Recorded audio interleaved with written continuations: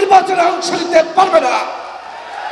যদি আওয়ামী লীগকে গণহত্যার বিচারের আগে নির্বাচনে অংশ নেওয়ার সুযোগ করে দেওয়া হয়, তাহলে শহীদের রক্তের সাথে বেইমানি করা হবে।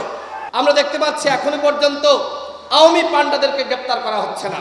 আপনারা কাজ করুন, আমরা সহযোগিতা করব। আনলিমিটেড কোনো কিছু ভালো না। আপনারা এখনো যে চিন্তা করছেন আনলিমিটেড, কবে ক্ষমতা থেকে নামবেন, কবে নির্বাচন দিবেন, সেটি আমরা কেউ জানি না। পরিকল্পনাবিহীন একটি আনলিমিটেড সরকার বাংলাদেশের জনগণ দেখতে চায় না। তারা কেমন বাংলাদেশ চেয়েছিল? একটি নতুন বাংলাদেশ। এই নতুন বাংলাদেশ গঠন করা আমাদের সকলের দায়িত্ব।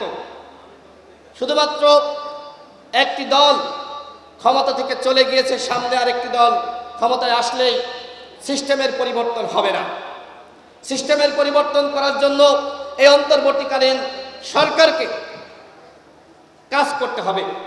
আমরা দেখতে পাচ্ছি এখনো পর্যন্ত আওয়ামী পান্ডাদেরকে গ্রেপ্তার করা হচ্ছে না, শেখ পরিবারের পান্ডাদেরকে গ্রেপ্তার করা হচ্ছে না। পুলিশের যারা সরাসরি ছাত্র জনতার বুকে গুলি চালিয়েছে, সেই পান্ডাদেরকে গ্রেপ্তার করা হচ্ছে না। এখনো পর্যন্ত দেখতে পাচ্ছি যে আওয়ামী পান্ডারা বিভিন্নভাবে জামিন পেয়ে যাচ্ছে। আওয়ামী লীগের এমপিরা যারা গণহত্যার মাস্টার মাইন্ড, তারা জামিন পাচ্ছে। তাহলে এই অন্তর্বর্তীকালীন সরকার কিসের রাষ্ট্র সংস্কার করতে চায়? এখনো পর্যন্ত শহীদের প্রকৃত তালিকা আমরা কেউ হাতে পাইনি। এখনো পর্যন্ত কতজন ভাই আহত হয়েছে, সেই সঠিক তালিকা বিগত 5 মাসেও এই অন্তর্বর্তীকালীন সরকার তৈরি করতে পারে নাই।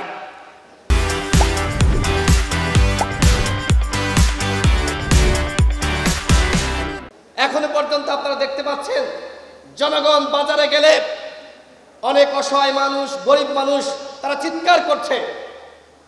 এখনো পর্যন্ত নিত্য পণ্যের দাম কমাতে পারে নাই। অথচ আমরা দেখতে পাচ্ছি কোন কোন উপদেষ্টা বিরাজনীতিকরণের বক্তব্য দিচ্ছে। রাজনৈতিক দলগুলো 53 বছরে কিছু করতে পারে নাই, তারা বিশাল কিছু করেছে। কি করেছে? আমি তো বললাম এই 5 মাসে তারা এই কাজগুলো করতে পারত। আওয়ামী লীগকে সাংগঠনিকভাবে নিষিদ্ধ করবে কি করবে না, এখনো পর্যন্ত আমরা দেখতে পাচ্ছি। বিশেষ করে অনেকে বলছে এই ফ্যাসিস্ট পার্টি আগামী নির্বাচনে যেতে পারবে।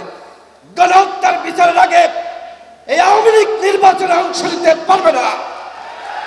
যদি আওয়ামী লীগকে গণহত্যার বিচারের আগে নির্বাচনে অংশ নেওয়ার সুযোগ করে দেওয়া হয়, তাহলে শহীদের রক্তের সাথে বেইমানি করা হবে। আমরা ছাত্র জনতা শহীদের রক্তের সাথে এই সরকারকে বেইমানি করার সুযোগ দিব না। আমরা এই অভ্যুত্থানে আন্দোলন করেছি।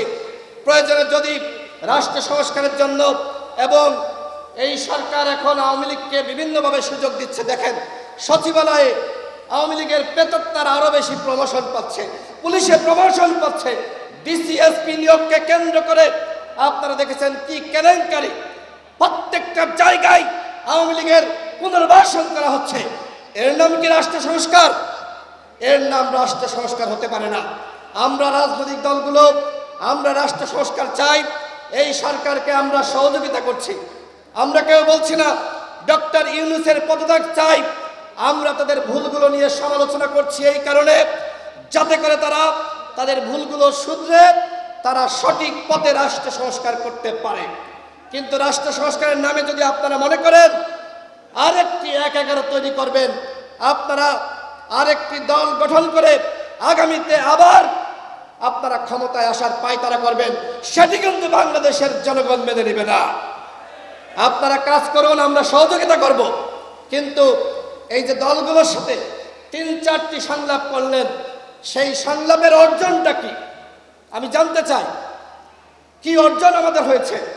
এখনো পর্যন্ত একটি সঠিক রোডম্যাপ বা পরিকল্পনা আপনারা প্রকাশ করতে পারেন নাই। আনলিমিটেড কোনো কিছু ভালো না।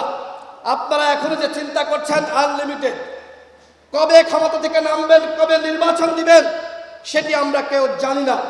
এইভাবে পরিকল্পনাবিহীন একটি আনলিমিটেড সরকার বাংলাদেশের জনগণ দেখতে চায় না।